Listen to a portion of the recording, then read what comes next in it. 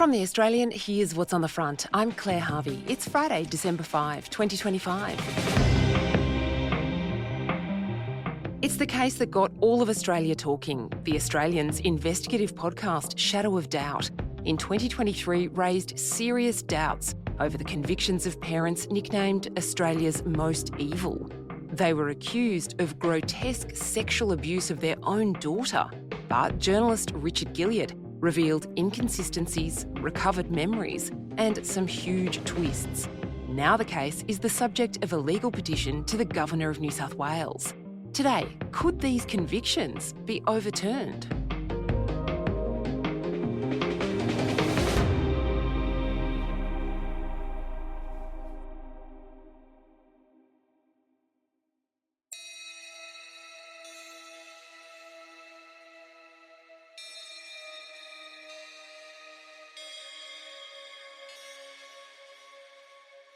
Richard Guilliatt is one of Australia's most experienced investigative reporters, and today in The Australian, he's returning to a story that became the subject of his top-rating podcast, Shadow of Doubt, a couple of years ago. Richard, this story is about two parents who are serving very long jail sentences for the sexual abuse of their daughter, something they've always denied. What's happening now? What's the new development in this case? Well, Claire, largely as a result of the podcast, a legal team representing the mother has filed a petition with the Governor of New South Wales requesting a pardon or a judicial inquiry into the case based on new and fresh evidence, quite a bit of which was revealed by the podcast.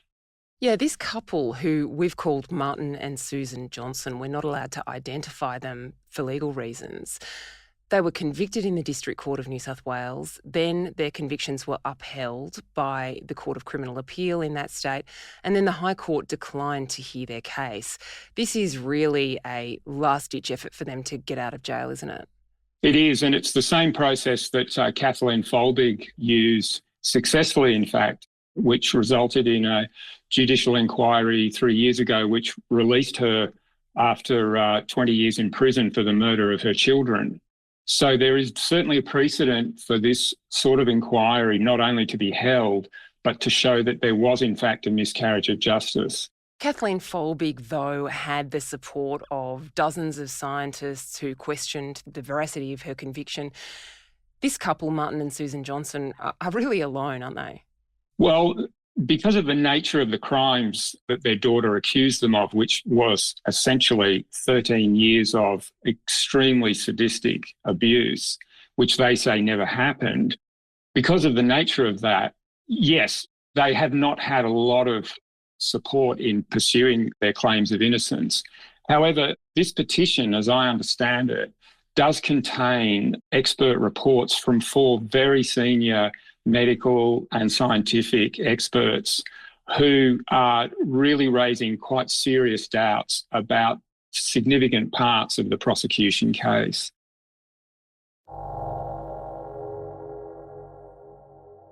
Let's just talk a little bit about who these people are. What were they accused of doing and what's been their life since they were convicted?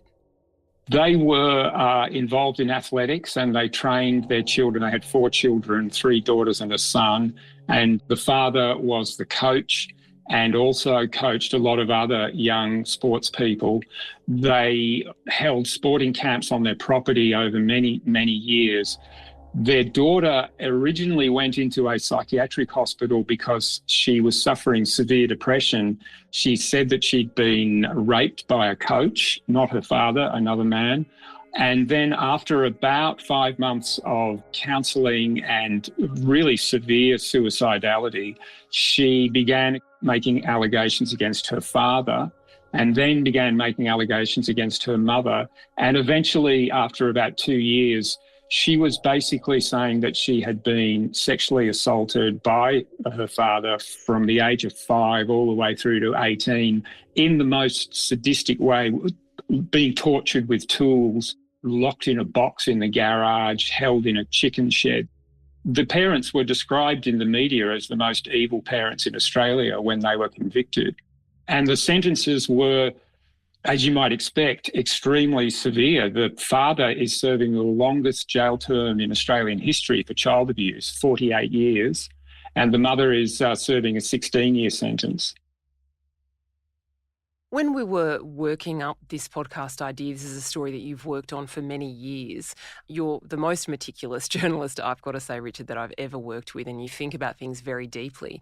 We had a lot of conversations about your doubt that you were not sure what the truth was in all of this, and you decided to just present all your doubts. That's why the podcast is called Shadow of Doubt. What were some of the facts that you discovered that made you unsure whether this was, as it initially seemed on the surface, a possible miscarriage of justice? Well, there's always doubt in these stories. And so in this case, the daughter who accused the parents was backed by one of her sisters who told the court that the father, when he used to conduct sports massages, had sexually assaulted her. And so even though that sister didn't corroborate any of her sister's allegations or had never noticed, in fact, no one had ever noticed any of the signs of this torture and sadistic abuse that was said to have been going on. But the sister's testimony certainly introduced an element where you've got two sisters accusing the same parent. In addition to that, in the course of researching the story, I learned that the father 40 years ago had been a high school teacher. He had been accused back then of grooming some senior girl students. I spoke to one of those women and look, certainly that raised a whole lot of issues. And I think in retrospect, it was pivotal in this case in the sense that it made, I think, the police and perhaps the counsellors determined to go after him. And it's clear from the medical records that the daughter who accused him of torture, her memories of abuse didn't occur until she found out about his history as a teacher and appear to have been triggered by that knowledge. And so that just introduced this whole element of ambiguity into the whole case, really.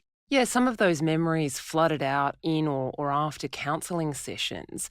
This is a phenomenon known as recovered memory. It was big in the 80s, Richard, and I thought it had gone away until you started working on this case, where there's a theory that memories lie deep within us and sometimes can only be tapped in the course of counselling or in the course of a conversation, and then the memory comes back. In this matter, recovered memories that this woman didn't know that she had of childhood abuse were used as evidence against her parents. Did you ultimately come to the conclusion that these recovered memories were genuine or that they were perhaps elicited in an unethical way by practitioners? Well, this phenomenon of people going into counselling and being told to think back to their childhood and over many months of treatment beginning to have glimmers of memory, it's been problematic in counselling for, a century. And it did seem to die down in the 90s, but my sense is that there's a large number of counsellors who still do this kind of excavating of memories. I should say that the daughter herself denied that she had ever recovered repressed memories, but the psychiatrist who treated her made it quite clear in her trial testimony that this young woman had blocked out her memory of these events with her father, and they'd all come back to her as an adult. So that is, in fact, one of the principal issues that's been raised in this petition to the governor. A neuroscience expert, a memory expert, and a pharmacology expert have all, as I understand it, written reports stating that the drug regime this young woman was put on and the sorts of counselling that she was administered over 2 years or more could have caused her to go into delusional states where she was confabulating and experiencing false memories of events that never happened, but which she believes happened. And that's one of the keys in these cases, is that the person who's had these memories believes these events happened. And so in the witness box, they can be extremely convincing.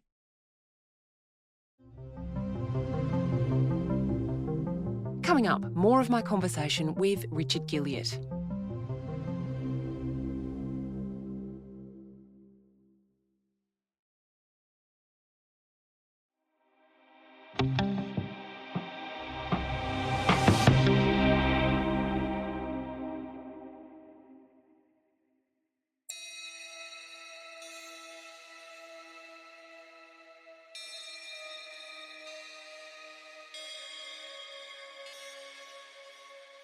Your podcast for The Australian was phenomenally successful. I think even we were surprised that this, pretty heavy material in which we were exploring whether a victim of sexual abuse had fabricated her case was incredibly popular with our audiences. And one of the people who listened was a senior lawyer who then got in touch with you.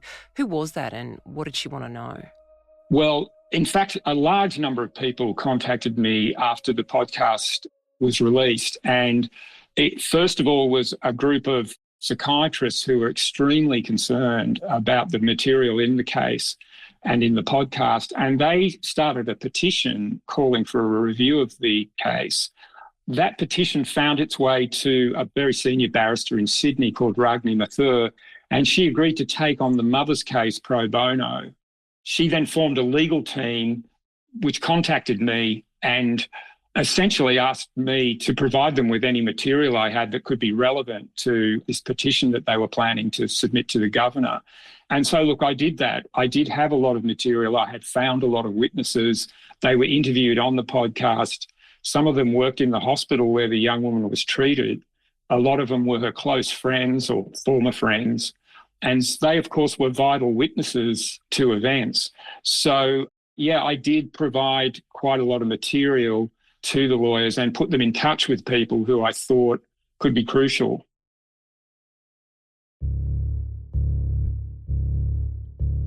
One of the pieces of material that's included with this petition to the government is an extract or a series of extracts from the diary of this young woman who we've called Emily Johnson.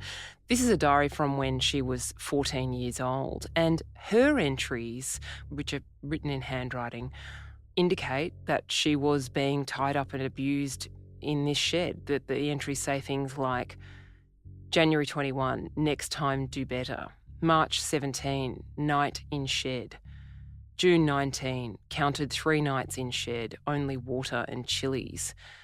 What was actually going on these nights when this young woman said that she was locked up in the chicken shed?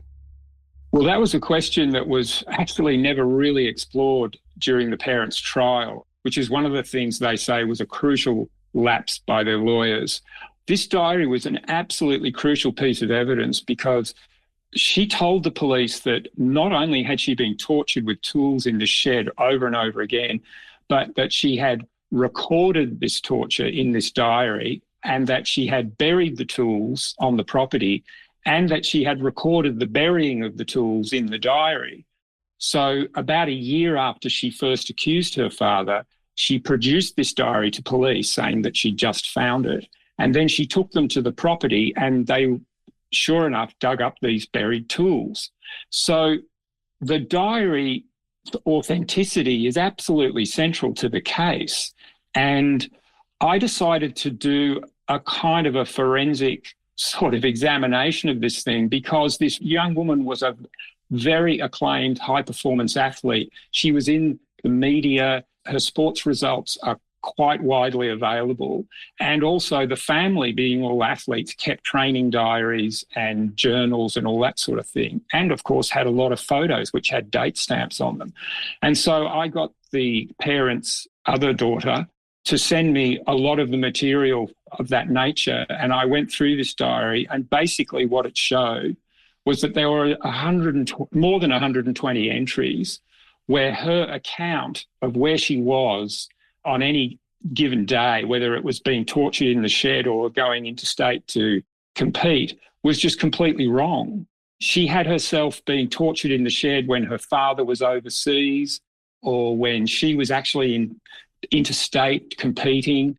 There are entries that show her being raped in this chicken shed when there's photos of her on that day smiling at the winner's podium at a sporting event.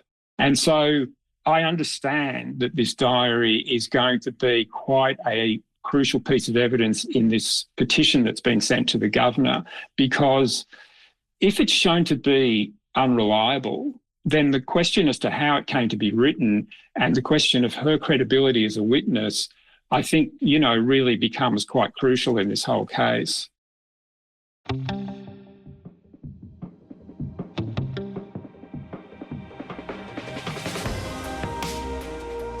You can find our podcast Shadow of Doubt now, wherever you're listening. and go to shadowofdoubt.com.au to read all of Richard's reporting.